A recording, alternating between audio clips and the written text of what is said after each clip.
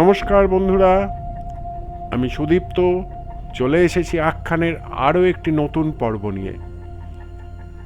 আজ আমি আপনাদের এমন এক অন্ধকার অলিগলিতে নিয়ে যাব যেখানে ভালোবাসা আর বিশ্বাস স্রেফ একটা সিল্কের শাড়ির টানে শ্বাসরোধ হয়ে মারা গিয়েছিল। তারিখটা ছিল 20শে ডিসেম্বর 1994। শহর তখন বড়দিনের আলোর সাজায় অপেক্ষায়। হাড় কাঁপানো ঠান্ডা। রাত তখন ঠিক 1:45। লালবাজার কন্ট্রোল রুমের ফোনটা হঠাৎ চিৎকার করে উঠল। ওপাশে এক অফিসারের কাঁপা কাঁপা গলা। স্যার, গেট স্ট্রিটের এমএলএ হোস্টেলে খুন হয়ে গিয়েছে, জলদি ফোর্স পাঠান।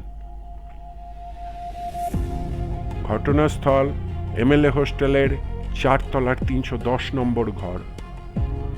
পুলিশ পৌঁছে দেখল মেঝের ওপর পড়ে আছেন উত্তর দিনাজপুরের প্রভাবশালী বিধায়ক ইমতিয়াজ আলী। গলায় একটা হলুদ সিল্কের শাড়ির ফাঁস লাগানো। পাশে বসে পাথর হয়ে কাঁদছেন ওনার স্ত্রী জেবা বেগম। জেবা বিলাপ করতে করতে পুলিশকে যা শোনালেন তা এক কথায় ভয়ানক। তিনি জানালেন, তারা রাতে ঘুমানোর পর হঠাৎ দরজায় কড়া নাড়ার শব্দ হয়। জেবা দরজা খুলতেই 4 জন মুখোশধারী ডাকাত ঘরে ঢুকে পড়ে। তারা জেবাকে আর ওই ঘরে থাকা অন্য এক মহিলা বিধায়ক ফুলমণি সুব্বার হাত পা বেঁধে ফেলে এবং জেবারই এক প্রিয় হলুদ শাড়ি দিয়ে ইমতিয়াজ সাহেবকে শ্বাসরোধ করে খুন করে। যাওয়ার সময় তারা সুটকেস থেকে টাকাও লুট করে নিয়ে যায়। তদন্তে এলেন তুখোড় গোয়েন্দা অফিসার বিক্রম আলী। তিনি যখন ঘরে ঢুকলেন, ওনার অভিজ্ঞ চোখ কিছু অদ্ভুত জিনিস লক্ষ্য করল। ডাকাতরা ঘরে ঢুকলো, অথচ বাইরে পাহারায় থাকা সেন্ট্রি কনস্টেবলরা টেরি পেল না। যারা দাবি করছেন লাইট অফ থাকা সত্ত্বেও তিনি খুনিদের চেহারা স্পষ্ট দেখেছেন। সবচেয়ে বড় প্রশ্ন, খুন হয়েছে রাত 12টার আগে, কিন্তু পুলিশকে খবর দেয়া হয়েছে রাত 2টোর পর। এই মাঝখানের 2 ঘন্টা জেবা কি করছিলেন? তদন্তকারী অফিসার জেবাকে জেরা করতে শুরু করলেন। চাপে পড়ে জেবা হঠাৎ তার বয়ান বদলে দিলেন। তিনি দাবি করলেন খুনটি ডাকাতি ছিল না, বরং ইমতিয়াজ সাহেবের পার্সোনাল অ্যাসিস্ট্যান্ট ববি শিকদার এই খুনটা করেছে। কারণ ববির সাথে নাকি জেবার এক গোপন সম্পর্ক ছিল, যা ইমতিয়াজ সাহেব জেনে ফেলেছিলেন। কিন্তু পুলিশ যখন ববিকে তার নদিয়ার বাড়ি থেকে ধরল, দেখা গেল খুনের দিন ববি তার গ্রামেই ছিলেন এবং তার গ্রামের প্রচুর মানুষ তার হয়ে সাক্ষী দিলেন। ববি নির্দোষ প্রমাণিত হলেন। তদন্ত আবার শূন্যে ফিরে এলো।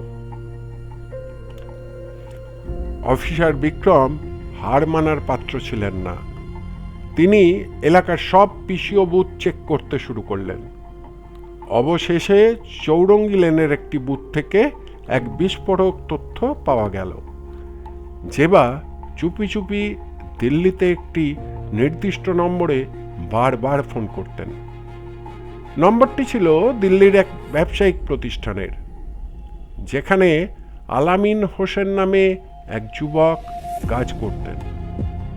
এই আলামিন ছিলেন ইমতিয়াজ সাহেবের পুরনো সহকারী।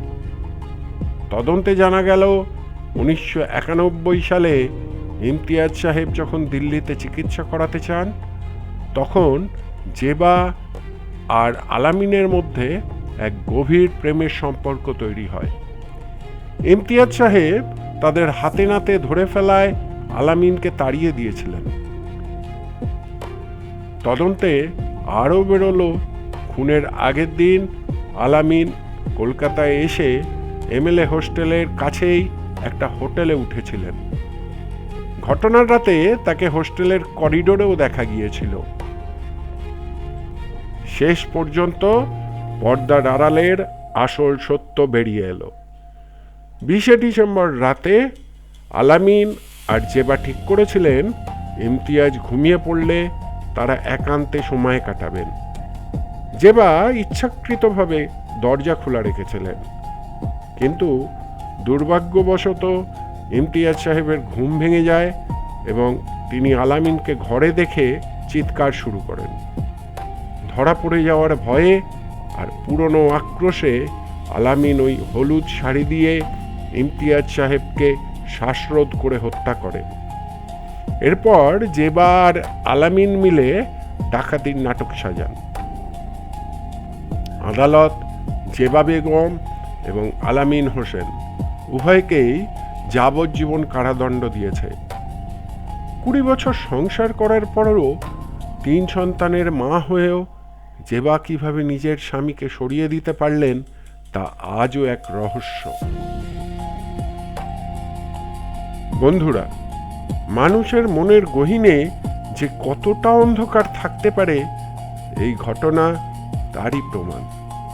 আজকের এই কাহিনী আপনাদের কেমন লাগলো কমেন্ট করে অবশ্যই আমাদের জানাবেন, আর আমাদের চ্যানেলটি সাবস্ক্রাইব করুন পরবর্তী আরও রহস্য ও ইতিহাসের নানা রকম গল্পের জন্য।